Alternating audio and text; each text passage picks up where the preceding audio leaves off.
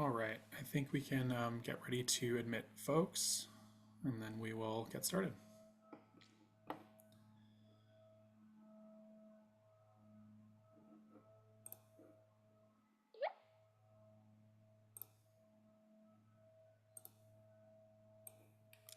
Hello, everyone. It's good to see you today. Just welcoming everybody in through the waiting room. There's going to be a ton of people coming in, so we're just going to give it a minute or so, and then we'll get started. We've got a nice big group with us today. We've got our wonderful colleagues from childcare licensing with us. We will be hearing from them shortly. So just letting everybody get in, and we'll get started. So we'll give it just another minute.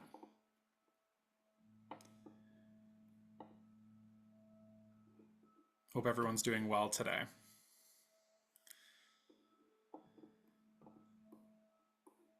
On this Wednesday, we're like, good midway through. We're going to keep it going. We're going to keep some positive energy going this week. We may be tired, but we're gonna keep it strong. Always delightful to see you. All right, so we're still admitting people, but I'm going to go ahead and get started with the agenda. Just to give an overview of what we're going to be covering today while people are coming in. So first, we're just going to do our general kind of like welcoming everyone in. We are then going to have some time to do a Q&A with the Child Care Licensing Bureau. We've got our wonderful colleagues here with us today, and they will guide us through that momentarily. And then following that Q&A session, we will then turn to a little bit of implementation guidance, a new update that we have for you all, reviewing some PLC feedback that we received last time and sort of collaborating on the direction that we want to take that in. And then we will also get into beginning our year-end data review from FY25, looking forward for FY26. And the very last thing will be for us to cover some of the Erikson evaluation report findings, sort of preliminarily. We're working on getting that into a published state, but we can already share and discuss those things with you all and get some ideas going on ways that we, ECIC, may be able to support you all better based on the things that we heard in focus groups and other data gathering sessions. Then we'll finish up with our reminders and announcements for next time. So I'm actually going to stop sharing my screen now so that we can turn things over to our wonderful Child Care Licensing Bureau colleagues who will introduce themselves. Awesome. Thanks, Sebastian. Good morning, everybody.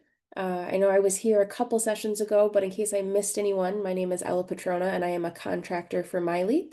When we had a chat last time, I think that was back in September, you had some good questions that I thought would be best answered by licensing directly. So I brought 4 friends with me today for a little Q&A session. So I'm just going to call on them. They're going to each introduce themselves, tell you who they are and what they do. We'll give you a few announcements, just some things that are relevant for your providers, and then we'll open it up for any questions. Latanya, can you go first? Yes, thank you. Hello, I am Latanya Ellington. I am the Central Support Manager for Child Care Licensing. And with me today, I have my staff, Health and Safety Consultant, Ashley Wheat, and the News Navigator, Cassidy. I'll let them introduce themselves. Perfect. Ashley, can you go next? Hi everyone, I'm Ashley Wee. As Latanya said, I work for the Central Support Unit as a health and safety consultant, and I'm happy to be here. Awesome. Cassidy? Hello, my name is Cassidy McKinley. I am the newest navigator with our Strong Start, which is under the Child Care Licensing Bureau with MyLeap. So my job is really more outreach marketing, encouraging more people to open homes or centers throughout the state. Awesome. And Laura? Hi, everyone. I'm the lead health and safety consultant for the central office. So I work with Ashley and Latanya.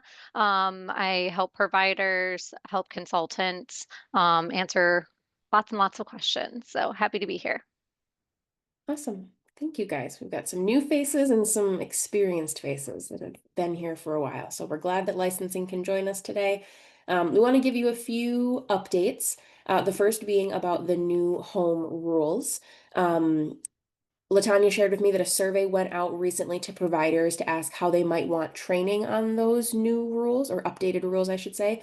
That includes information about languages they might need for orientations. And in addition to that, there is a public hearing coming up. We can send some follow-up information about this, but there is a public hearing on December 5th where folks can join to comment on the new draft rules. Latanya, did I miss anything with that? Anything to add? Nope, you covered it. I just want to let you guys know that, yeah, we're being proactive with the center rules, new rules training. And we don't have a date yet when the rules are going to be available, but we are trying to plan around it so we're ready to go when it does happen.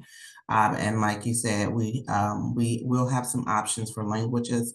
That's going to be mainly for in-person providers. But the responses that we got back, we got about 172 responses, and some split down the middle, group and family home. And most providers either wanted self-paced or they wanted it online. But we're still going to give some in-person options, probably not as many as we did with the center, since we know that family providers, they're usually not available during the day. And so we'll do their online, and we're going to try to create a self-paced one as well, so that they can go on. You guys can take it, at your leisure as well. And then as far as the draft rules, yeah, our rules are available online. Ashley is going to put the link to access the draft rules in the chat so you can have them, as well as the link to the administrative rules website. Shemaine, you've got your hand up. Yes, good morning. Is the hearing that's in Lansing, is that the only hearing that is planned at this time for Yeah, home-based providers? at this time, yes. I see Jamie's Thank comment in the chat about how it's difficult for providers to attend that hearing during the day. I do believe there's an option to submit comments via email as well. Yes, they can. So if you still want to submit comments, but you can't attend the hearing, we always accept comments through our CCLB website, and our CCLB email box, and you guys can put that in the chat, and Ashley can put that in the chat as well, so that your comments will be reviewed by the committee. Any other questions about the updating of the home rules before we keep going? All right, thanks for doing that, Ashley. Providers should have been emailed the information about the public hearing that did include that help email as well, so that they can submit them via email. We have transitioned over to a virtual orientation for home providers. That's been going on for a while, but I just want to announce that the translated content is now available for those orientations. If you have providers who would find that to be more helpful in Spanish, Arabic, or simplified Chinese, they can get that directly from the central support office, where they would get where they typically get the link for the orientation in English. So that is open and ready to go for any providers. You can let them know about that. But we did want to hear if there's other feedback about the virtual orientation process for home providers. We are working on the center orientation right now and want to make sure that we consider any of your thoughts and perhaps make those adjustments for the center orientation. Anything to share about that? No, you covered that perfectly. I just have a comment about that. Just be mindful that courses in my registry are up for a certain amount of time. Then you need to put a new event, because this year happened with a new provider that she waited like a month and a half to do the orientation, because the consultant continue sending the same link until I spoke with a consultant and say, hey, the issue is that your event is expired. So that's why. That is a lesson we learned, and thank you, Christy, for that. We learned that lesson, and we are moving forward. We definitely will be more proactive and prepared. So yes, that did happen, and yeah, we are going to be more prepared in the future. So thank you for that. It was a new finding as we get a little fancier with our technology. So Yes. next year. Other thoughts anyone would like to share?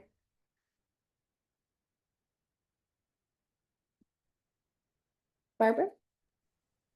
Hi, I was just wondering, once once the new rules have been decided and initiated, is there going to be like a cheat sheet or something that's going to be more handy for providers to be able to quickly identify changes and new rule updates that we can help get to our FCCNs and everybody, so it's not so overwhelming to look at an entire licensing handbook?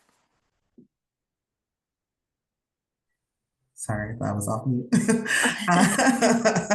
Yeah, so we're always looking to work on resources and tools. The health and safety team is a fairly new team that's been established. And so we created a lot of tools and resources for the center rules. So any suggestions, you know, we definitely are willing to take. I know they already have some thoughts, some things in place, some thoughts of what would make it easier for providers.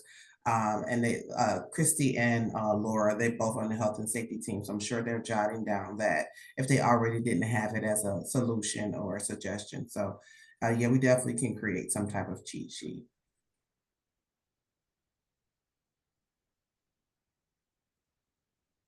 Any other thoughts about the new rule rollout?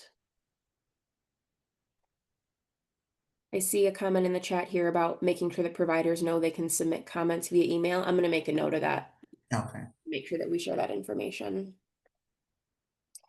I also want to remind you all about office hours. LaTanya, can you share some information about office hours with area managers? Yep. So just to let you guys know that for over a year now, I think it's been maybe almost 2, but at least a year, the area managers have been offering what they call office hours. It's a very informal time where the licensees can come on and just chat with the area manager, get to know the area manager, express concerns, ask questions, whatever is going on within their area. New rules, if they have questions about new rules or anything, I mean, just anything, that office hours are available for them to come. They were created in hopes to make the area managers more accessible to licensees. Also, so they know who to contact when they're having issues with, you know, consultants. And when they just need anything, they know directly who it is. The information goes out monthly in the Friday flyer. So they do the monthly, different regions do different times. However, if for some reason providers have asked, can they go to different ones? It's in my ear. That providers have asked, can they go to different office hours? That is, they can go to another manager's office hours if for some reason they have a question that's more general and they missed the last office hours. But again, that information goes out in the Friday flyer and it is monthly. So I always encourage providers to attend for whatever reason, express concerns, like I said, if they just have questions or just get to know who the manager is in that region. There was a question, LaTanya, about if there's a set schedule for office hours, or does that change monthly?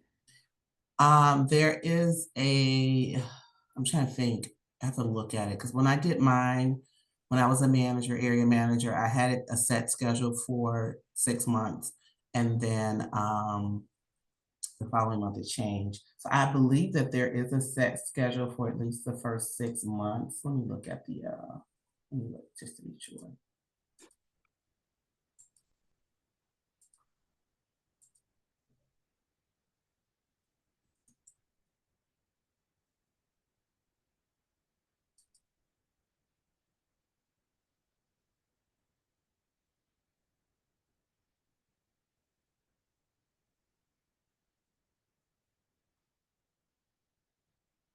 So it looks like every area manager has a different day.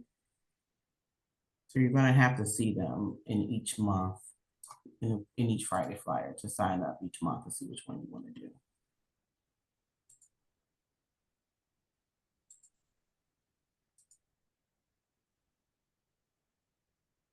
Right. Shauna, you had your hand up?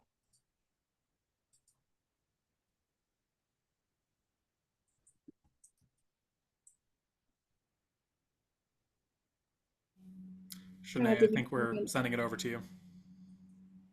And I actually did put the link to sign up for the Friday flyer in case you aren't signed up.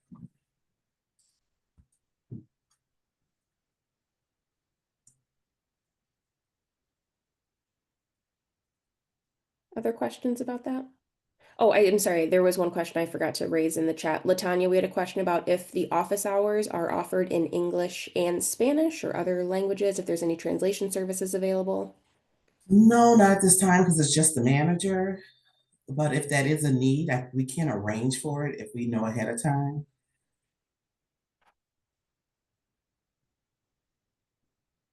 All right, and I see Ashley put the link in the chat for the Friday flyer. We do encourage all providers to sign up for that because a lot of good information goes out in that, not just office hours, but that is where they can find the most up-to-date office hours schedule. And Ashley's also putting in some information about other remaining office hours. Another question, Latanya, is the FCCN opportunity and locating hub information shared at the new provider orientation? I don't think so. I would have to, I'm not sure. I haven't looked at the online orientation since we did it. I would have to check that. We can always make that update if it's not included too, to make sure Yeah. that providers know that they can reach out to you for more support. The last announcement before we open it up for any questions, is just about having new navigators. OSS has hired 2 navigators. Of course, Cassidy introduced herself. She's here today. We have one more navigator, Shaka, who has joined the team, available for the same kind of assistance that they offered in the past. And we're Well, very not necessarily, Ella. It's not the same. So the reason I say that is because they were originally brought on board in the past to just help potential providers, and then that role kind of shifted, and they were helping current providers, and they were also helping with the application process. They were doing a lot of licensing work. And so the goal now is, because we have the health and safety team, we have the department techs, enough department techs to help process the applications. We want to get back to what they were originally hired for.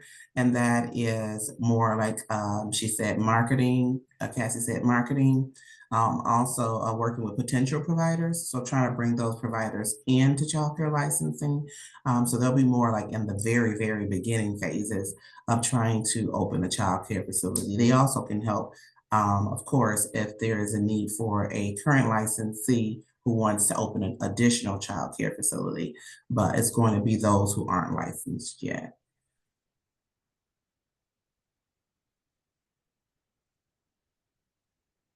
All right. Those were all of our more structured announcements, but we would just like to open it up for any and all questions, anything that licensing might be able to assist with. It's just an open opportunity. Yeah, Shemaine? Yes, I read in the Friday flyer that the refresher training deadline is December 10th. I just want to get some clarity on that because I see a June 9th date. So does that mean that it came out June 9th, but they need to have it completed by December 10th? Yeah. So those who took a refresher in January, they need to do this new refresher. Is that correct? Yes, so they probably took the refresh. If they took it in January, they probably took the 2025? They probably took the 2024. Yeah. Gotcha. Okay. I just want to make sure I'm putting out the correct information. Thank you very much. You're welcome. All right, Tess? Hi, is the only way to turn in the license exempt provider application through snail mail? But we don't do the license exempt applications. That's CDC. Okay. I think the answer is yes, though, but I'm not sure, Tess. Okay. Yeah, they don't have an online portal. I have to process that. They don't. Okay. Because And I remember asking them that because we get a lot of accidental applications for license exempt because they see it in church. Yeah. No, they have to mail it in.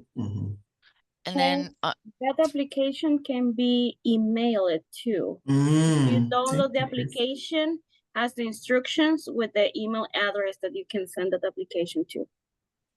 perfect. And then okay, so for family and group homes, for the application process, do you have all of those materials translated? We do not, but we are working on it. Okay. So if a provider was Spanish speaking only, how would you recommend they go forward with an application process We as would well have, as the interview? we would, wait, you said an interview. Like the on-site inspection? Oh, okay. So we do have a translator for unlike. So when the consultants come out, we can arrange for those translation services.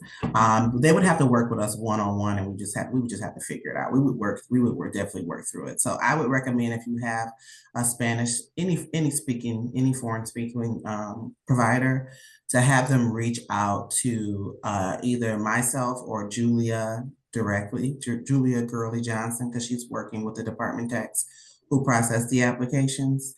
Ashley, can you put my email and Julia's in the chat just in case? Thank you. You're welcome. And just let us know. But we are working on translating our forms in general to the four languages that were mentioned earlier. We just have to update them first because we have the new rules and all this stuff happening. And we don't want to translate it until we know it's ready to go. But we do have translation services for who we can work with if need be. All right. Thanks, Tess. Joni? Yes, thank you. I just wanted to raise awareness, those of you supporting people with that health and safety refresher, we did get it launched fairly early this year. So if they are showing one for January, please encourage them to log into their training report in my registry to verify what year, because it was very, very early this year, earlier than normal, that we had that go live. And I know that I had some take it very early in the year. So just some of them took it in January. I was looking for exact dates in my email. Okay. But I know it was much earlier than Okay. usual. So just if you're supporting people, encourage them to log into my registry and look at their training record. It's all right there. Just look at the year is what she's saying, basically. Make sure it says 2025. Yes, because I mean it could have been a citation one. It could have been, those go back a few years. They could have taken 23. So just before we're like, oh, you took it in January, make sure, just have them. And the more we get them utilizing their training reports in my registry, the easier it is for all of us anyway. So please direct them to that as much as possible. Thanks. Thank you.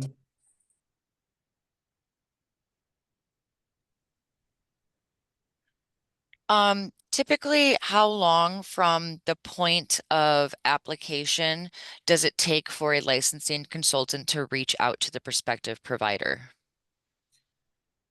It depends. So typically, from the point of application, the application goes to the department tech. The department tech collects for a home provider all of the materials that they need. So that's everything. They make sure they have their fingerprints. They make sure that they have, inspections, everything that they need, CPR, first aid, everything. And then it goes to another department tech who schedules the orientation. So that I have seen take 3 months. I have seen take 30 days. It really just depends on how well prepared the applicant is when they're submitting their information. Once they take the orientation, then our department tech sends it to a consultant. An email goes to the consultant, but in CHIRP, it should also be an email that generates to the licensee and lets them know that it has been assigned to a consultant. If they are ready to go, like I'm done everything, I'm ready, they can reach out to the consultant themselves. They don't have to wait until a consultant reach out to them. They can shoot them an email, they can call them and say, hey, I know that I've been informed that you are my consultant. I'm ready to schedule my inspection. I always recommend that because certain areas are busier than others, right? So you might have a consultant who has no enrollments, and the moment they get that application, they're ready to call and say, hey, what you're doing. But then you might have another consultant who has 15 to 20 enrollments, and they're working down the list. And so, yeah, you just popped up on my list, but I'm not touching you right now because I'm going through the other 15 before I reach you. So every area is different with the volume of work that they have.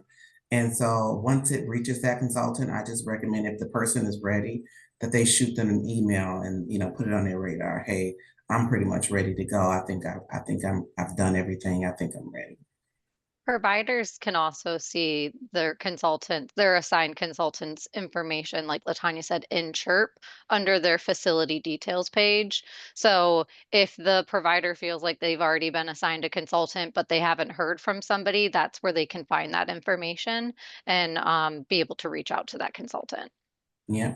And if they're having issues, that's also where those office hours kind of come in play, right? So, maybe they haven't heard from their consultant and they're a little concerned and they've reached out and okay, the area manager has office hours coming up this week. I'm going to join those office hours and let her know I have an original that I'm ready to get done, but I haven't heard from anybody.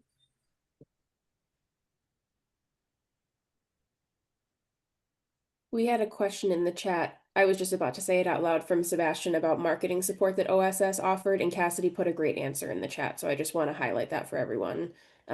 If you have questions about what kind of marketing support is being offered. I also just wanted to, I commented it, but I just want to chime in as well and say that our hubs have been incredibly supportive of new providers, both at the moment, when they get licensed or when they're considering it, because just so that everyone's on the same page, folks, home-based childcare providers are eligible to be network members even when they're in that pre-licensing stage. So if there are things that would be helpful, Cassidy or anyone on the CCLB team, that we could provide as far as information about FCCNs, the supports that have been provided in the past, things of that nature, because they are a really supportive group. And sometimes I know you're doing so much hard work to encourage people. There's also peer groups out there that might be able to provide that additional support. So just naming that, I'm really grateful that you are working on that and would be happy to find ways to add to that support. Absolutely. Thank you. I'll reach out for sure.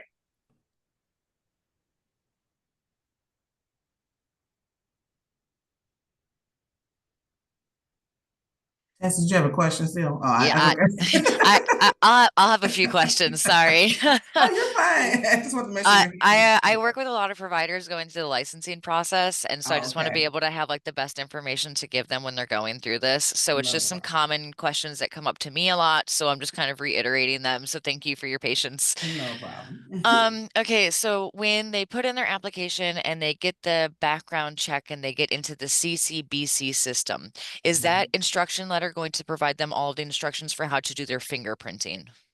No, that letter is, so the initial letter they get from CCBC is just telling them how to activate the account. The instructions are going to be found on the actual website. It'll be some resource tool. I have to pull it up to tell you exactly where it's at. But there are some instructions and some resources on how to do the print. So give me 1 second.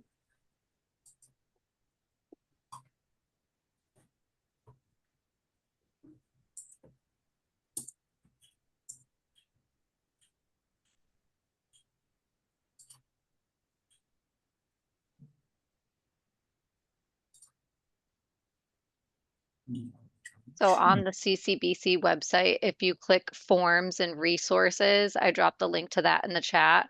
And then providers can click on the childcare provider tutorial for using the childcare background check system, and that should show them like all the different steps of how to create their account, set it up, get fingerprinted. And what you're showing right now, this is the CCBC system? Yes. So when they put in their application, are they going to get some sort of like communication that shows that they have to go and then sign up for this? And then we'll take them through here's how you do it, here's the form, here's how you schedule that. When they get when they go in here to schedule to activate their new account, so they'll get a letter saying, childcare licensing, applications received, yada, yada, yada. Go to CCBC to activate your new account. They'll come here to activate the account. They're going to have to come to the forms and resources to see the training. The instructions, I don't believe, I can double check though. I don't believe the instructions are in the launch letter. But let me see if I can find one. Let me do some recon while you ask your other question. Thank you, Latanya. If anybody else has any, feel free to butt in. Otherwise, I'll just keep going. In terms of the inspections for the HVAC system and the heating system and all of that, do those need to be through any sort of like official authority? And is there anything official that they're looking for, or are they just trying to get a clean bill of health for those utility systems? Laura, can you answer her question while I do my recount? Yeah. So for furnace inspections, they just have to be inspected by a licensed heating and cooling company. And really, we are just looking to make sure that they are in good, sound condition. So we don't want providers to necessarily submit a receipt that says paid dollar amount, whatnot. We would need something that says furnace was inspected and is in good condition. So just like a note from the contractor that just says that it's in good condition would do. Yeah, normally they'll send like even if the company does give the provider like a receipt, usually they give them like a report that says inspected such and such date, findings good condition. Anything that says that it's marked and was looked at and is in good condition will satisfy that requirement. Perfect. Let me just make sure. The trainings. So I know that there's the trainings are offered through a few different websites, through different agencies. Like we here at Vibrant Futures, we have our own infant safe sleep like course. Does it have to be like a specific course that they're taking so that I can direct these providers to that specific course? I know about there's one free training on michigan.gov, and that's usually where I send them like the 6-hour training, but We always recommend that they utilize My Registry because as consultants, we can see their training record. So we can see exactly, yes, they completed Safe Sleep. We encourage them to take the health and safety module A, B, and C training. I think for home providers, everybody pretty much does that. It's different for centers. And then, yeah, taking that safe sleep training in My Registry, that's stuff that they'll send to the DTs before it gets assigned a consultant. If they take a training, if they take infant safe sleep outside of My Registry, they would just need to then submit a certificate showing that they had it completed somewhere else. And then they can try and get that added to their My Registry profile too. perfect. That's what I figured. Thank you for clarifying. And then I think that this may actually be my last question. Is there a set expiration date on how long an application process can take? Like if somebody puts in an application and then, it ends up that they have to keep doing documents or this or that, and then the process goes on for 8 months, are they going to have to like re-spend the $50 application fee to do that? Or are you guys able to work with them? Yes, so basically, our policy says that we keep an application initially active for 6 months, no activity after 6 months, no response, we can close the enrollment application.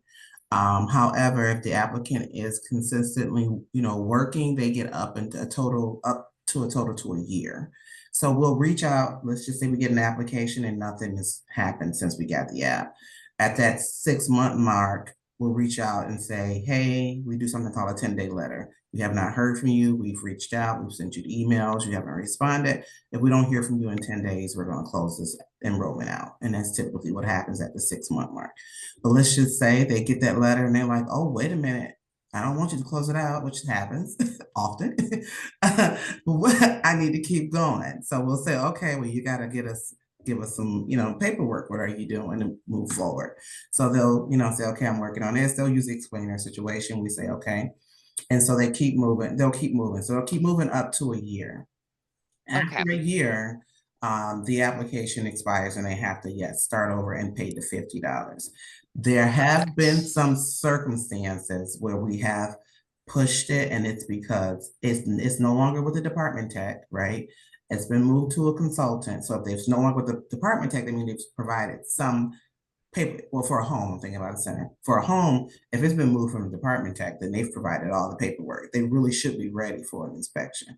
If it's with a consultant. And the only reason would be, we've had sometimes they say, oh, I want to window in the basement. I want the egress window. So I'm not ready yet. So the consultants will leave that open for a year. And if they haven't gotten that egress window within that year, you got to start over. Because the issue is that those inspections we only allow you to use 1 year up until the time we get ready to issue the license. We don't want them to go past a year date. So once they go past that year date, you're going to have to redo all inspections. You're going to have to redo everything. And so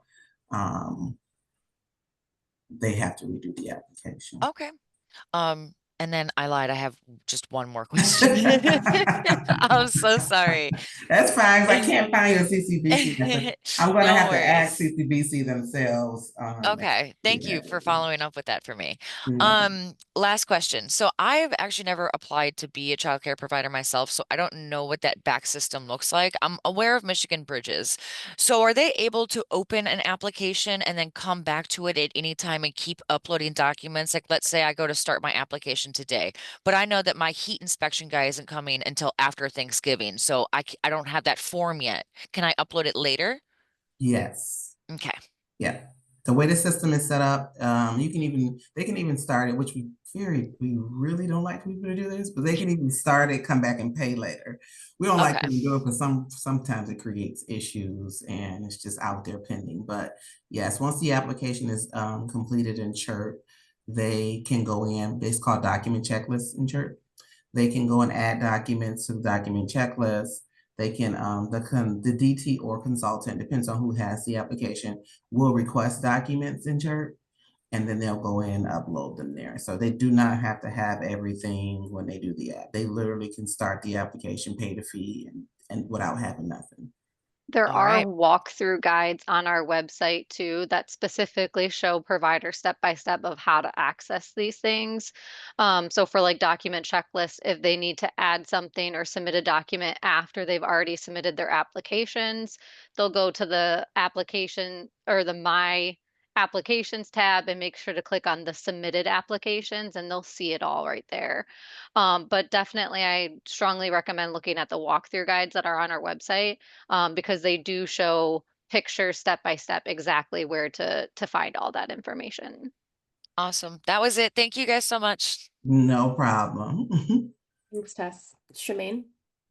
Okay, Tess, I'm gonna tag you out and tag in. That literally looked like you tagged when you did that with your hand. Okay. So as I was logging in, I think someone by the name of Casey will be looking to market and, well, increase home child care programs. That's what I heard, I think. Overall, not just Overall.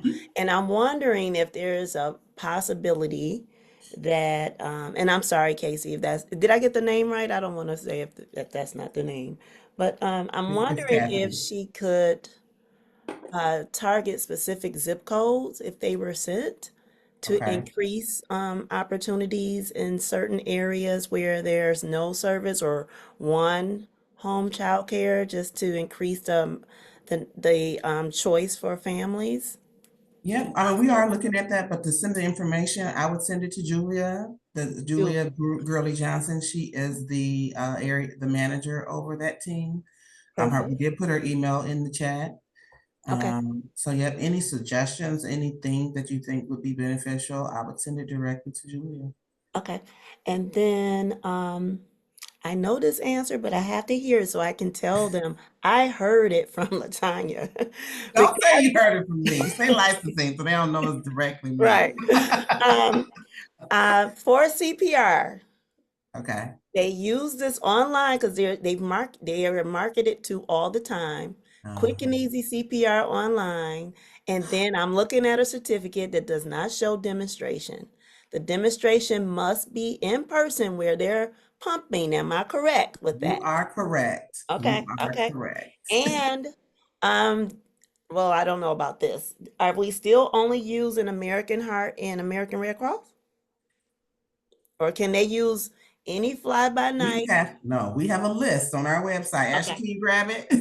Okay. Just want to make sure. We have a list on our website of approved CPR and first aid trainers that they can use. Okay. All right. And then zoning. I know this is not your wheelhouse. All you Okay. can do is I'm glad you give, started with that. yes, all you can do is say, this is not my wheelhouse. Okay. However, this is a pain in the side for many providers who are going from family to group or just moved into a community. Is there a way on your application to share with them what are some first steps prior to applying to you that they need to take regarding their community and their reading their ordinance on zoning for Zoning. programming or Maybe make it something clear or around something. zoning? Because what you have, and I tried to click on it, I'm trying to find that document you put Mhm. in the, So hold on. make it clearer when they apply, what they Yes, kind of need to do for yes, zoning. Well, shoot, maybe we can because update the licensure. Is that what you're looking at, the resource? there to was a sheet. licensure? It was a really nice step-by-step sheet, but you put Was so it many. zoning only or was it licensing? No, it was a licensing steps, and then it had zoning approval. But when I clicked on there, it took me to a totally different page. It didn't click on that page, didn't cover zoning. So Is it if this I'm resource new, guide to licensure?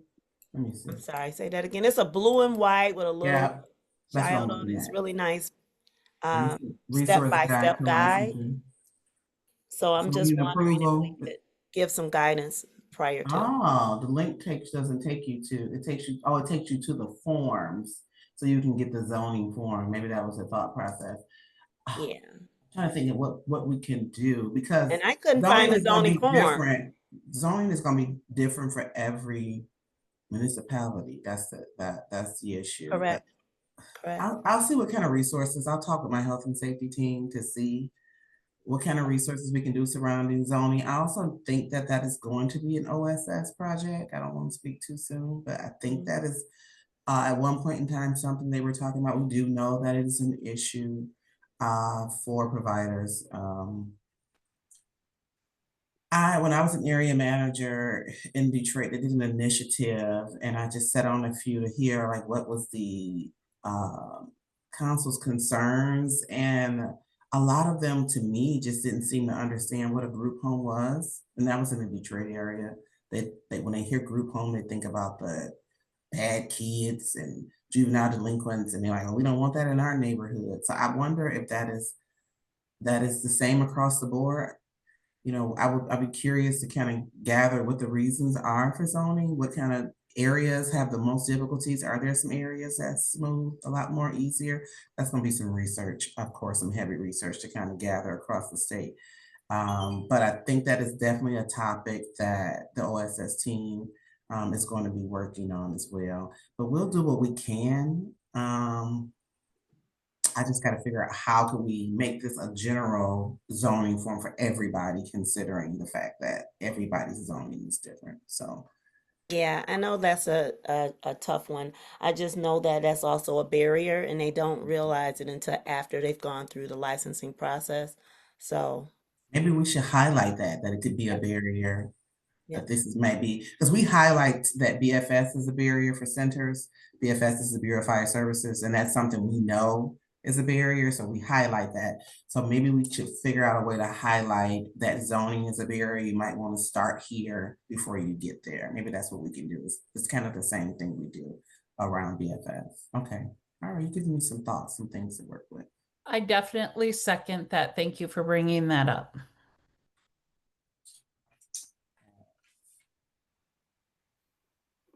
I see a note in the chat from Sebastian about the regional planning coalitions working on this, perhaps. Someone also said contact your hub lead if you have questions.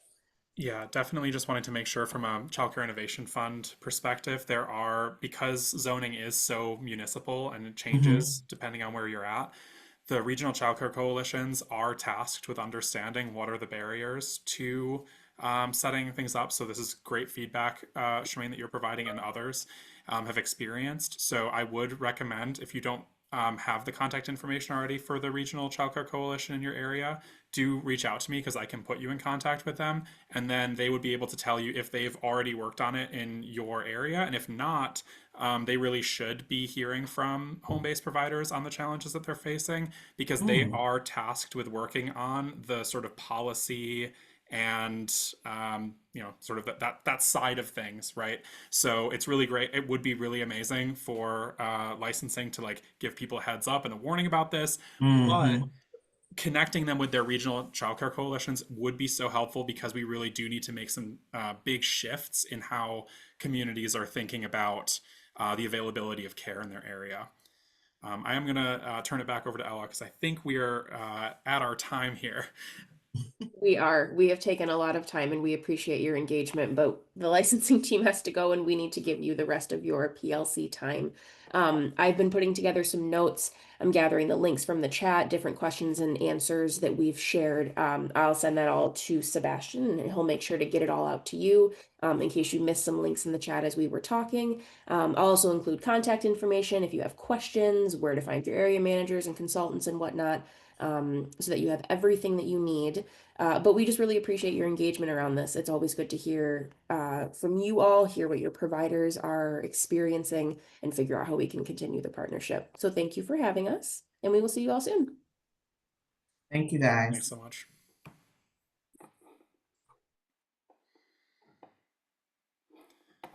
All right, so that was a lot of information. So we've just had a good wall of information, and we're going to head into the rest of our peer learning community. We can maybe like take like a restorative breath, like a big like stretch. Oh, amazing. All right, let's dive on in. So I'm going to share my screen again. Let me go ahead and do that. Okay, so we're going to proceed. So the first thing, a nice wall of text for you. One of the things that we had talked about is always returning to, we're going to try to structure our PLCs in a kind of more formulaic way so that you know what to expect each time. And one of the things that we've talked about is having a segment within each PLC where we talk about if there have been any new guidance things that everybody needs to be aware of. And then we take that and update the guidance document. So this is me sharing new guidance with you all right now. So for those of you who serve license exempt providers, we have been asked this year to add an additional review step to that process. If you are creating specifically a LEP related material, like something that you're going to share out, like a publication, anything that you're like writing down new information to put out to your LEP folks or their families, or anything about LEP, the LEP system, it will require an additional review. So what is the sort of rule of thumb that you need to be thinking about? Mainly, if it includes, if you are developing new materials that include MyLeap or CDC's name or logo anywhere on it, or if you're modifying or helping people to understand some already produced content that MyLeap has put out, that should flag for you, oh, this is something that MyLeap or CDC has a direct interest in. They directly worked on some part of this. They should review it before it goes out. Or lastly, the only time that you might want to consider the review separately from if it has their name or logo on it is if you're talking very specifically about anything to do with LEP policy. So why the LEP process is the way it is, how to navigate the LEP process effectively, what the requirements are of being an LEP. Anything related to that, MyLeap does want to review for accuracy before it goes out broadly. And so how is this going to happen? So this is definitely a new process. So as far as like, we're going to do some troubleshooting as we go. But for right now, if you are preparing a document like that you want to put out as a resource, we ask that you would email Chandrika with the draft that you have, and then a description of who it's going to go to. So that might be, this is just going to go to our network members, or this is going to go to our network members to share with their families, for example. And then Chandrika will be the one to facilitate that review process with MyLeap and communicate whether there are revisions or once MyLeap has given approval. We've not run through this process yet, so we don't know the exact time frame. So I do ask that you give us as much time as possible to work on that. We have communicated with them about the importance of, you know, processing these things like in preparation for a monthly meeting that's coming up, but we will have to see how it goes as we're working through it. Now, I also want to say I can answer any questions right now that you may have about this, but also if you're going along, do not hesitate to be like, hey, you know, my people over at the Innovation Fund, technical assistance, or emailing directly myself or Amanda or others on the team to ask, like, would this require a review? And we would be more than happy to tell you if it does or does not. We're going to lean into the side of like, if it's policy related or directly mentions MyLeap or CDC, we are going to get it reviewed. But if it's something that is related to, like, for example, resources that LEPs might take advantage of in the community, that wouldn't need to be reviewed. Or things that are like coming out of your network meetings where you're summarizing things that network members LEP network members have talked about, that's also likely not going to require a review. It really is if you're commenting on the process, they have a additional burden at the state level to confirm that the information is accurate, and so that's where this has come from. Any questions? I think you mostly answered it, Sebastian. So I would only need to get like a document approved if I was changing some of the material that's in there. Like if I was just repackaging what the official resources are into like a dumbed down condensed version, that doesn't need to be reviewed, right? Is that how I'm understanding that? It would, because you're modifying something that they had put out. So and this may be the case, like you may find that the LEP handbook, for example, is not super clear. It can be hard to find things on certain pages. If you take that and you're like, all right, I'm going to make a one-pager of it, that would need to be reviewed. It would be a very quick review. It would very likely be like, yeah, this is all, thanks for letting us know that this wasn't clear. We want, you know, that to go out. But they have to have a documented, like, yes, this was approved, because LEPs get additional scrutiny from the sort of broader program that it is. So then these document approvals are only for the LEP process then? Yes, correct. Perfect. Thank you, Yep. Sebastian. Yep, nope, happy to help.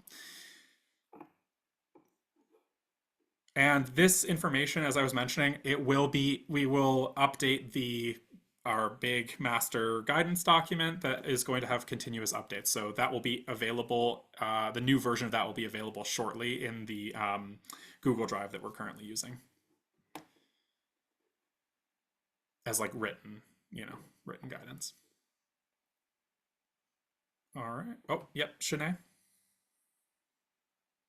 Sorry, I'm in a noisy place, but just one question that you just mentioned, that is this a new requirement? Yes, this is new. And for is this year. coming out of the new administration at the federal level?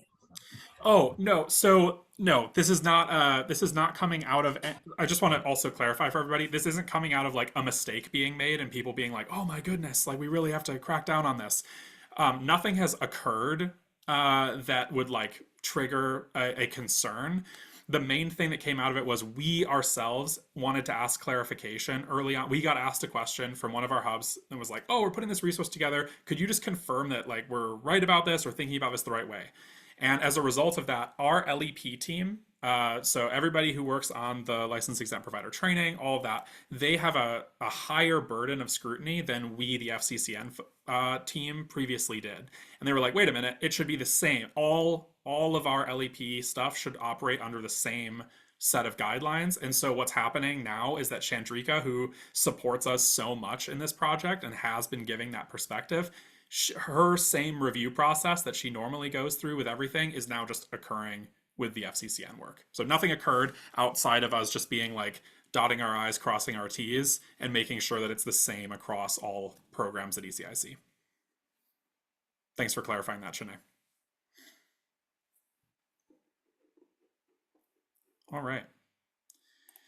So the next thing that we want to do is we are also adding a segment in our PLCs where we really want to focus on being clear about addressing previous PLC questions and comments that you put into the survey. So the last survey was very focused on completing recontracting. And so a lot of those questions and comments that we got were addressed in progress meetings or in other emails.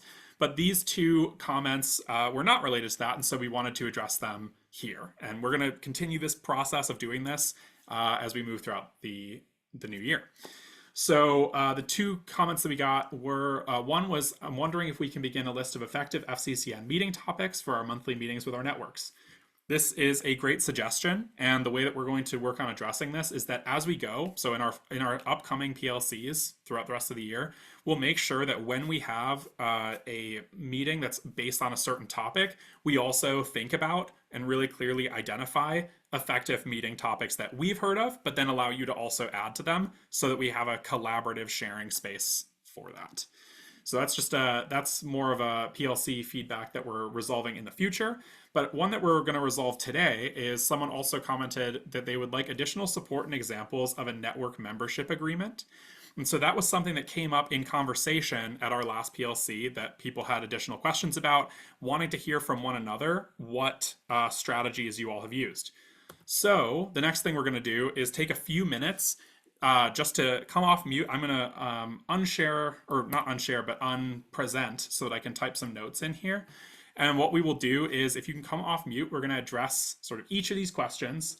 I'll say what the question is, and then you can weigh in what you and your hub or network do with regards to setting up network membership agreements or expectations that you have for your network members.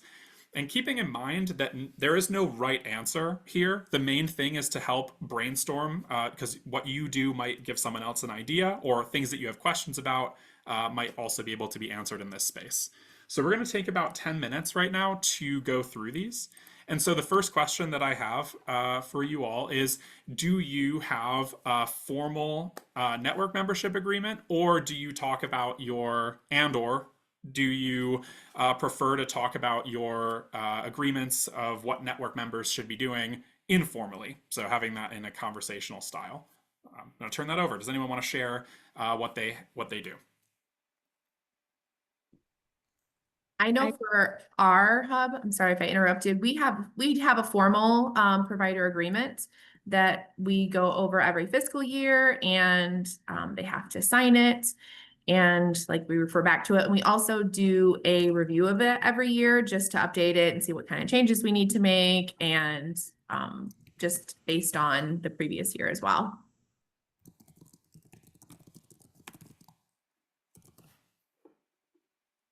Thanks, Same here. We created a formal agreement with the provider's input, and we review it this year and change a couple things that didn't make sense with the goals for this year. So it's a formal thing that they have to sign and commit to.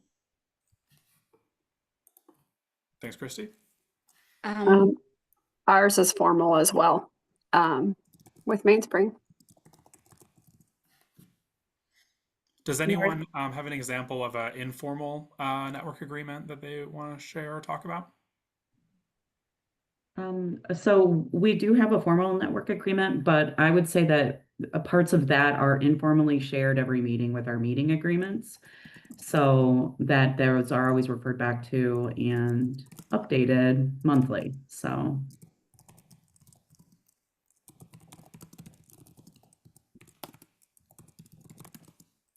Thanks, Carrie.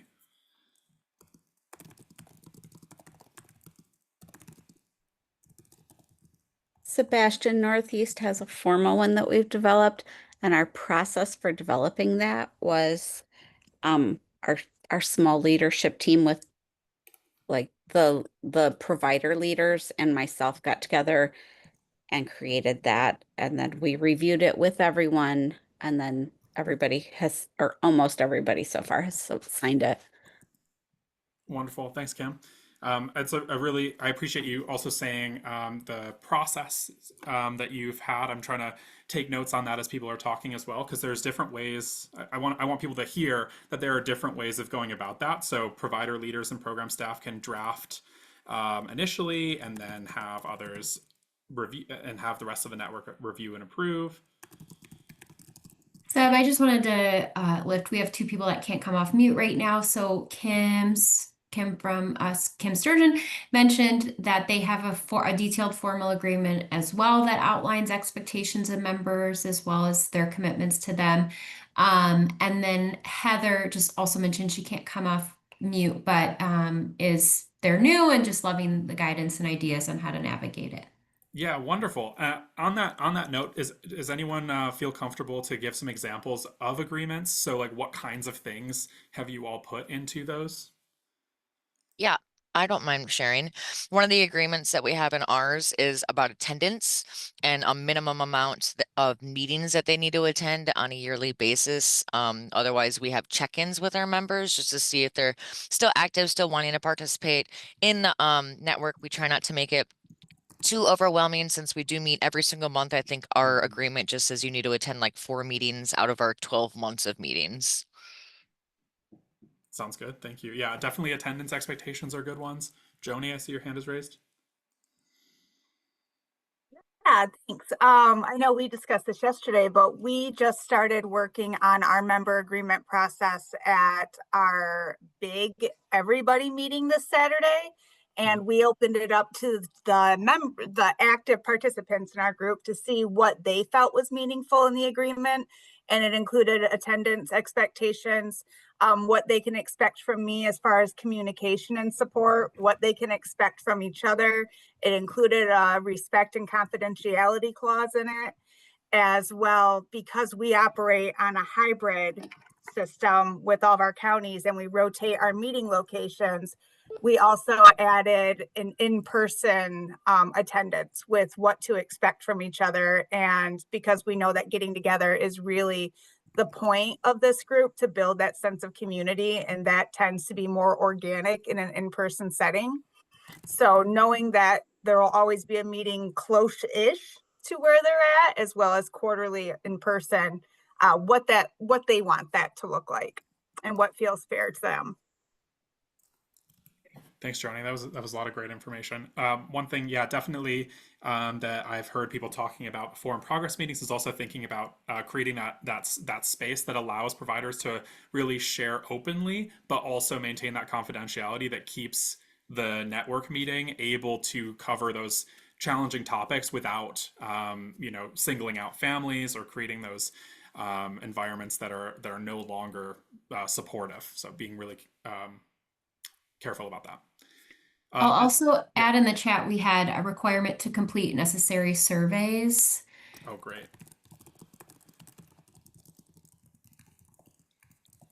Yeah, definitely good. And as a reminder, it's definitely good to give people that sense of like the why behind completing those surveys. It definitely is something that your group might determine as a requirement. People can also within that, I just want to say out loud, people can within that choose what they fill out. So definitely make sure that people feel comfortable, at least when it comes to the ECIC report, to determine how they are going to engage with it. Correct. Sebastian, I actually was the one that put that in there, and it specifically says complete surveys as encouraged, responding only to the sections that you feel comfortable with, but then we talk strongly about how necessary and important they are. That's awesome. I really appreciate you giving that example of the wording that you went with there. And we had one more in the chat as well. That Mainspring highlights responsibilities, purpose, stipend terms, and independent contractor terms. Yep, I think that transparency within your networks is also a real strength as well. Does anyone have any lessons learned? Anything that from trying something out in 1 year or at the beginning of when you were working, where you're like, I wish I had known that before, that you'd want to share with others? I'll share. So the ECIC rosters that we turn in for all of our updates, all of the information that you're looking for in that, I put into my membership agreement survey. So that way I have all of the information that needs to be reported in my data report as soon as they fill out their membership agreement form. And I didn't think to do that in the beginning, but now we do. That's a great technology solution there, Tess. Thanks for sharing that. So yes, you can use like forms to have people already working through something can help you fill out the other reporting requirements that you have. We also have an addition of like a provider leader membership form so that it kind of outlines what the expectations for the provider leaders are and some examples of things that we would be looking for within the leadership structure. So that's also helpful too. Thanks, Carrie. I also, yeah, appreciate that again supports that transparency so that people who may be like, looking for the future of like, oh, that seems pretty interesting. I'd love to know more about what that is. They can see that very, very clearly. Awesome. So that was like a really good, I'm feeling like that was a really good quick summary of these things. It's definitely something that I would be very willing to dive into more in progress meetings. But I wanted to just give an example of how when you raise questions through the surveys moving forward, we're really going to take time to make sure that we address them, or that you see that we're we do pay attention to those things. They matter to us a lot, and we want to continue to lean on each other for those like lessons learned across the project. So thank you, everybody. I'm gonna go back to full screen, and also as a reminder, you will get the slides. So oh, dang it, went back to the beginning. One moment. So you will get the slides after the presentation and the recording, so you will be able to review the content that we talked about today. All right. So the next thing we're going to, please be the right slide. Yes, it is. Okay, so the next thing we're going to talk about with some of our time, and we're going to kind of move into a little bit of a sort of presentation-y flow with the rest of our time, because we do have quite a bit to get through. And I know we had that good conversation with licensing up first. So the next thing we're going to talk about is our FY25 year-end data overview. And I want to just flag from the beginning, this is a part one of it, because we have a significant amount of program data that is highlighting the impactful work that you're doing. There are certain things that are still under analysis. So qualitative findings, a lot of the like written responses that people have given, we are still working on getting those into a state where we can present those findings. Right now, they're still very like, they're starting to be sorted into what types of responses we were getting. And we're also working on a change over time analysis. So we have 235 network members who completed 2 network member surveys that we want to that we have linked together, but we want to also be able to demonstrate or show the changes that they experienced in their survey responses over time. And so that has been we're getting to that because we wanted to prioritize talking about the reach of our project and making sure that MyLeap and our other funders and people that we report to can see the sort of top line, this is the impact, this is what we're serving right now, because that has been really important to them. But we're always working on that continuous quality improvement.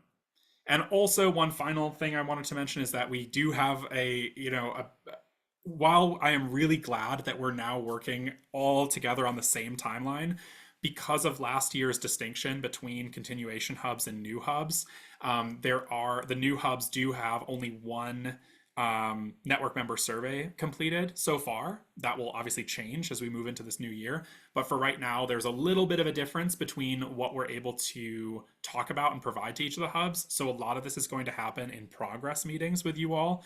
We will share back with you. The continuation hubs have 2 sets of data, so they'll get the most recent data summary, and the new hubs will talk about your end of year roster and the direction that we are looking forward to your hubs taking, and the basically how to use that roster data in preparing for the next year.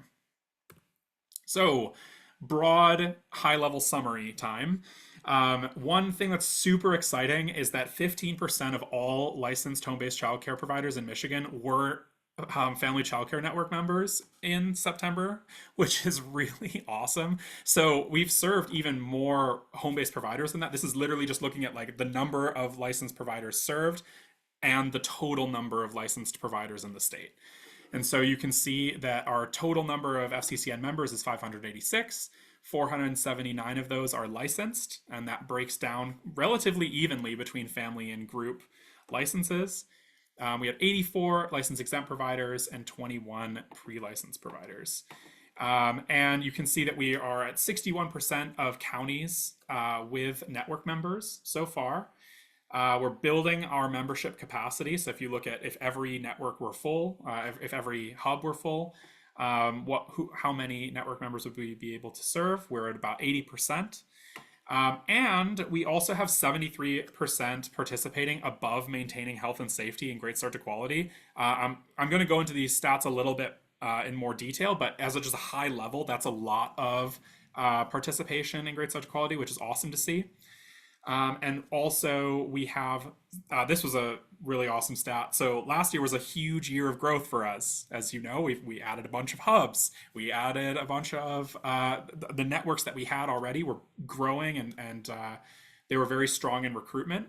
And so almost half of our network members were new to FCCNs in 2025. And that's new, obviously that's new to joining a network, because we tracked some information about folks who were already participating prior to the start of funding. So really awesome growth.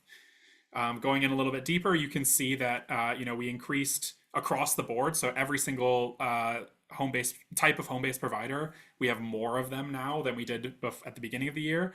And you can see that we've closed the gap between our family home license and group home licenses, which is really great because it demonstrates again that given that those are close, it demonstrates that we are doing a really good job with recruiting for this program and demonstrating the value both for smaller license types and larger license types. And then of course, it's really great to see how much LEP support we're able to provide in the networks that are tackling that. Additional demographic information, you can see the racial demographics on screen. You can see that we actually have a really nice bell curve of age. So we're identifying and keeping an eye on our 60% that are 50 and older, mainly because as far as business owners go, they have different priorities that they're looking at as far as what business supports they need, both now and to plan for retirement. But we actually have a much nicer bell curve than all that. And you can definitely see that we have a lot of people that are coming up and learning from our more experienced home-based providers. And we also are serving, so almost 60% of our network members are below the median Michigan household income, which is helpful again for us to think about what resources are we connecting people to and how effective are we at making sure that both the providers as well as the children and families are being connected to resources that can serve them. Other demographic information that really jumped out to us was around the education formal education levels of our network members. So one thing that was really that really stood out was that we have this huge percentage, which it comes out to like roughly almost 40% of our network members have some college but no degree, and that was an area that we really wanted to call out or mention because of the ways that the networks have been so effective at supporting people in getting additional training, but also in the ways that they might be able to support people if down the road we have additional requirements for pre-K for all or things of that nature. There may be a way to tap into your current network members and ask people where they are at. Specifically, because obviously there's a wide range within some college, but not a degree, and how much of that is early childhood related. There's a lot more digging that we would like to do, but it does demonstrate to us that people are in a position where they could more easily or with support move toward gaining those credentials. It was also really exciting to see, again, we have folks respond to if they have completed a CDA at some point. Doesn't necessarily mean that they have kept up with it or kept it active, but we also had 32 network members report that they're currently enrolled in the CDA, which is very exciting. That's about 7% of our network members are currently working on a CDA. Very cool. Okay, so also getting into some of our impact broadly, we think about our impact in terms of our impact on care availability. I will let you know that there's a big asterisk over this, which is that it is always in the process of updating. So there are a couple things that with our data structures that we have learned. Mainly, one is that we need to triangulate between a few different sources when we're talking about folks who are going from sort of pre-licensure to actually getting licensed. So that's one of the reasons that we are asking to do a yearly update of the rosters, is just to see whether there are things that we were not able to track in the licensing bureau's database. And so within the database, we already have a lot of like really great findings that we are going to continue to build on as we go.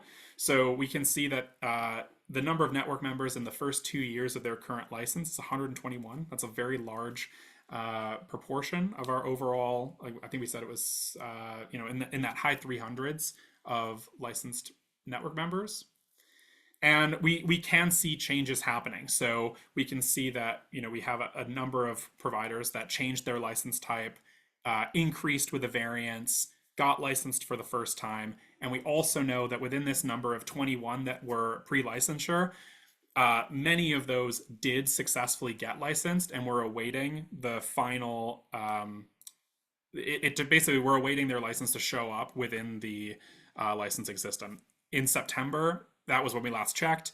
There were some folks that I already have checked again and know that these numbers will be updated the next time we pull that report. Also, to be aware of, one of the other things that was a really great win for the year is that the license capacity that our network members are serving, obviously as we get more network members, that also increases. And what we're really looking at is what are the percentages of network members that are involved in supporting care availability more broadly. So 60% of our network members serve children outside of typical business hours. That's something that we really want to highlight as we move forward, that networks are providing services that enhance the ability of providers to continue offering these additional care options. 52% of our licensed network members are serving children who receive CDC scholarships. Obviously, LEPs are only serving children who receive CDC scholarships. So this just looks at like within our licensed group. We can think about whether there are barriers to doing that as far as like a business side of things or a paperwork side of things. We have seen and heard from you in the TA that you provide that you are focused on that as well. 41% of our network members are serving children who require additional support for disabilities. And our LEPs, within our LEP group, we have a lot of related LEP care. And one of the things that we want to think about moving forward as we're supporting them getting their level 2 reimbursement through the training that they get in networks, we want to continually think about what are those sort of goal benefits that we have for license exempt providers, given that it is different than our focus for license exempt, than licensed providers. Yes, Shanae. Just really quickly, it says level 2 reimbursements. I'm not sure I know what that means. Yes, thank you. So within license exempt providers, they have different levels of reimbursement that are based on achieving a certain number of training hours in the year. So level 2 is a higher reimbursement level, and they have to achieve, I believe it's I need to look up the exact number of hours, but they basically have to achieve a certain number of hours beyond their initial orientation, and then that enables them to be reimbursed at a higher rate. And networks are a great way for that to happen because there is so much training that's going on in those environments. Sebastian, one statistic I don't see that I know is a reality is that we had 2 network members leave our network because instead of having a family or group home, they actually opened a center. Yes. So that is another data point that we might want to look at. Thank you, Lisa. I appreciate you raising that. One thing that we did track that through when you all in the roster gave us the reason for folks leaving. That was the only way we were able to identify if folks left because they opened a center. We did report on that, on what we had learned from that. So please do continue to utilize that like reason for leaving column. And we will also get back to you in December on how we think we can make improvements to our data collection, because things like that, you're right, shouldn't be missed. I know there are people who are home-based programs that are working on opening centers, and we don't want to miss out on that, but it wasn't something that we had initially thought would be something that we should be tracking. So I appreciate you raising that. I'm zooming a little bit here, naming that because I'm looking at our time. But we also saw 61 licensed home-based childcare providers increase their quality level while in an FCCN. And we wanted to highlight as well that we do, one of the things that is seen as like a real positive within the networks is that we are also able to serve people and reach out to home-based providers who are licensed, but they're in that maintaining health and safety level, which means that they're not currently working with their resource center on quality just yet, or they are about to start or getting involved, because we want to always make sure that FCCNs are supporting people who are going on that specific quality journey, and that we're not missing out on recruiting people because they haven't already started that. So this is actually a really great finding for us, that we have, you know, a fourth of our licensed network members are in that stage where they're sort of potential, or they can work on quality in a number of different ways, because we've seen it be really effective. We've seen a lot of folks do increase their quality level.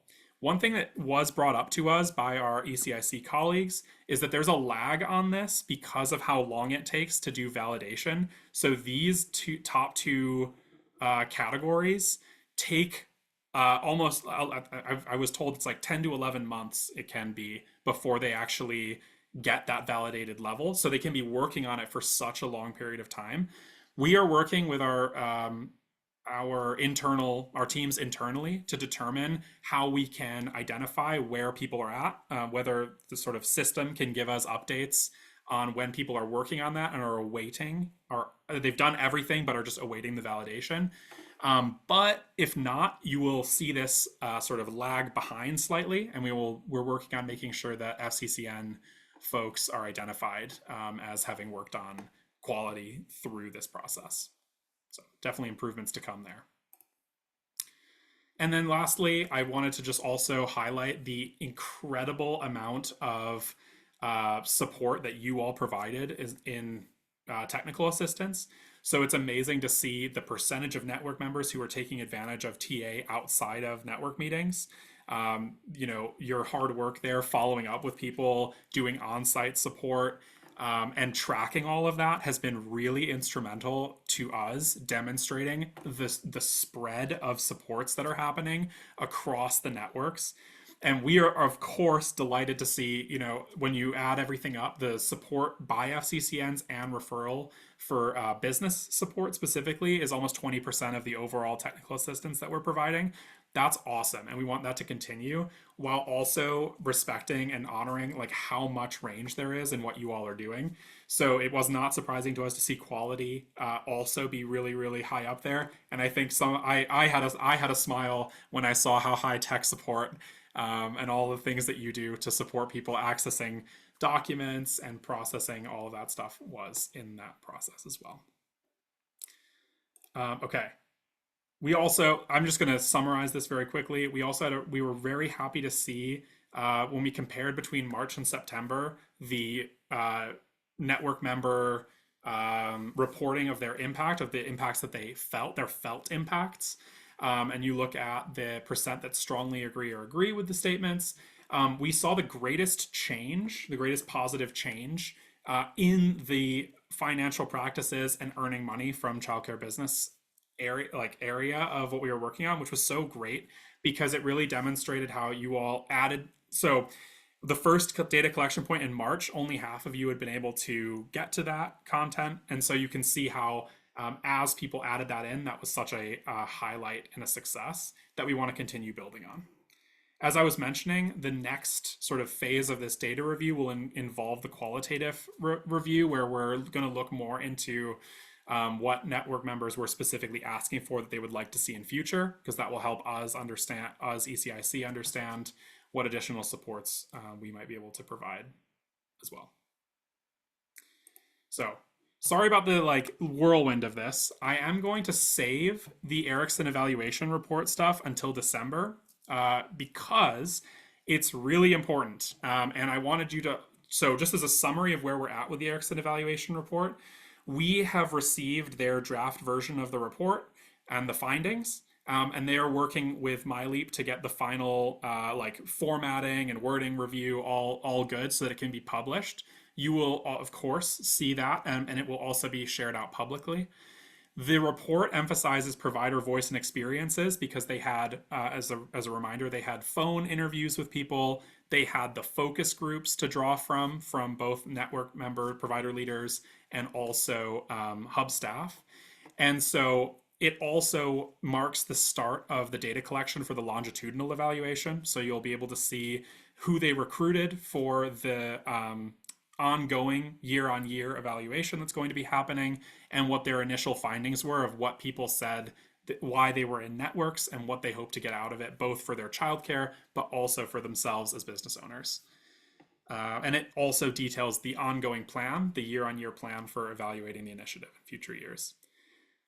This is a really quick, we're not going to go over this right now, but what I want you to know is that we have taken all of the recommendations for the Innovation Fund and identified what our next steps are. So things that you raised in the focus group process and also in your data were recommended to us, and then we have added to that our next steps. And some of the things you'll notice we have flagged to learn more about. So I want you to know that I'm clicking through this right now, but our goal will be to actually spend some consistent time on this and make sure that we can actually discuss each of these things. These slides will be shared out with you. So I do encourage you to read kind of where we're at with things. And you will be prompted before the December PLC to come with your ideas and things that you would like to see us do in response to these. Okay, so that was a whirlwind. I apologize for that. But I was really glad that we were able to talk with the Licensing Bureau. And there will be a lot that you will be receiving following this PLC. So the first thing to know is that the reporting tools and instructions are coming soon. We're finalizing those. I know in our calendar that we had sent out, we had said Monday was when those were going to go out, but we're doing a huge amount of recontracting, and that's the priority. So we're going to get that out of the way, and then we will send you the reporting tools and instructions that will take place. You'll sort of work on those throughout December because they're due in January. The other thing we wanted to give a reminder about was the nurture benefits enrollment. I know in progress meetings we've been asking folks about that. And we've been getting a lot of really helpful feedback about where people are at and what they are, how they're experiencing that. We wanted to just make sure that people continue to put it out there. One reason that we want to keep it in the conversation is that a lot of network members shared that the plans were very expensive for them and felt too expensive. We want to continue the conversation and confirm that they're comparing against, if they have an ACA marketplace plan, are they comparing with what next year's amounts will be, given that the subsidies are changing for that, going away. And we also learned from you in our conversations and progress meetings that people are also considering or weighing things up between having insurance, not having insurance, and that's a very challenging conversation as well. So that will be something that we ask you more about in progress meetings that we have scheduled with you all. And then one final thing I wanted to say is that in the post PLC email, you will see a link and some instructions to support people connecting with infant and early childhood mental health virtual consultations. This is something that this is a program that is funded at the state level, funded through 2027. So it's an ongoing program that for all of your folks who provide you feedback about their challenges related, or the resources that they would like related to challenging behaviors, setting up their programs to support children with disabilities, and so on, they can receive virtual consultations through this program. And I will include the instructions to that in the email. Okay, I'm gonna pause there. We've got 2 minutes left. Thank you everybody for participating in this absolute whirlwind.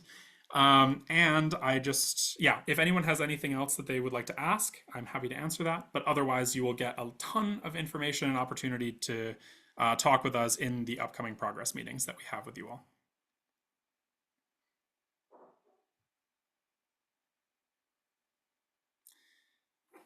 And lastly, the post-PLC survey.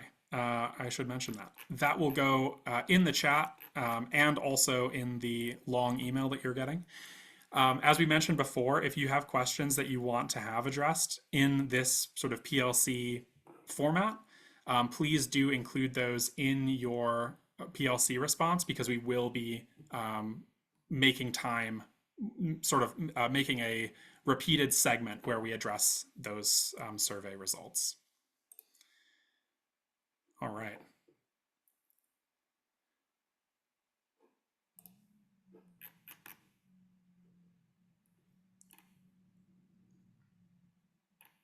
Yeah, Barbara, I am also wondering about ACA marketplace rates. So if people hear about folks, like how people can gain that information, how people can get an accurate sense of what they're working with, we definitely should share that out amongst one another. So if people could share that with me, I can share it out to everybody, and we can start working on that. One other thing I will say is ECIC's policy folks are also looking into it, and if they learn something, I will share it out as well.